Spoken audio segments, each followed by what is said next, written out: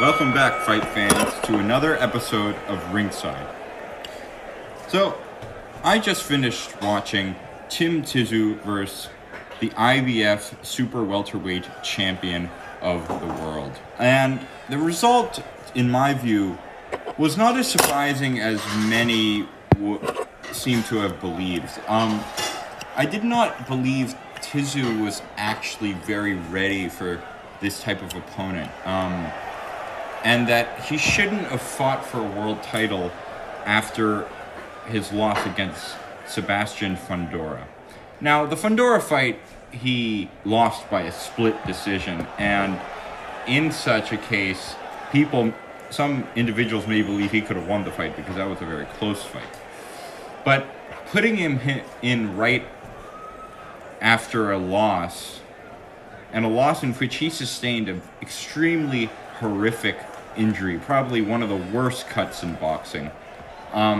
Putting him in with a world champion, who many say has been avoided by many fighters, was a very big mistake. And I could see that his promoters probably thought that this individual, because he wasn't a known name, that he would have been a good comeback opponent for Tszyu, and the fight would have been for a world title. So it would have brought Tim Tszyu right back into the world championship level.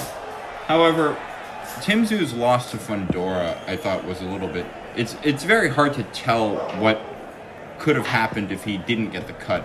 Because before fighting Fundora, Tim Tszyu hadn't really fought too many opponents at a level in which I thought was at a world championship level. They were more so fringe world, close to European level contenders. They were more like intercontinental contenders rather than fully world contenders. And I didn't really think Tim Tszyu's level of competition would have rendered him the best world level fighter. I think he was hyped up just a little bit too much, but his promoters promoted him well, partly because his father was one of the greats in the boxing scene. But Tim Tszyu lacked one extremely fundamental element in his game, which was defensive technique. And I believe that Tim Tszyu's power was not exactly the best power. And he did have a very come-forward, aggressive style, but that style obviously did not help him in this fight at all. One notable aspect about the fight was as soon as he was hit on the forehead, he put his hand on his forehead instinctually as if he had still been experiencing some shell shock from his Fundora fight. Seemingly, that fight had him traumatized a lot, and, it was an extremely horrific experience. Getting a cut like that in boxing, in some eyes, they should have stopped that fight, I believe. And I'm sure Tim Tszyu would have actually left that fight if he hadn't actually ended the fight. Even though he did get through the Fundora fight, I believe retiring on his chair for that fight and trying to recover slowly would have been better. But he did finish that fight, and in such a case, I believe that he shouldn't have gone in with this Russian world champion. Now, after getting knocked down 4 times in the fight, and losing the fight before even the halfway mark, has set back his career an extremely far amount. But I do not really believe Tim Tszyu is a elite level contender. I believe he's more of a low level world contender. He is better than most fringe world contenders, and he is still probably in the top 15, top 10 best super welterweights in the world today. But Tim Tszyu is someone that I don't really think he'll be as good as his father. Although he is good, he hasn't really fought and won against competition that's worthy.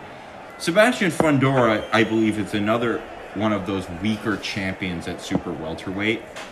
And having a close fight with Fundora, even if Tim Tszyu did not get that cut, I still believe the fight would have been relatively close. I don't think Fundora would have knocked out Fundora. Although Fundora was also a late notice opponent, which is something we could discuss further later. But Tim Tszyu's mental state and in some ways, the extent of his true ability in boxing is something which was exposed.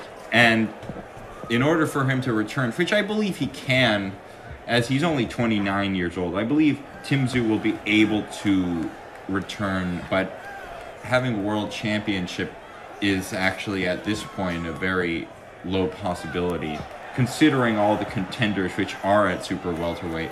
Actually, I believe Tim Tszyu's best option is to actually move to 160, because middleweight is one of the worst divisions in boxing right now. I'm sure that is actually a universal among many boxing fans.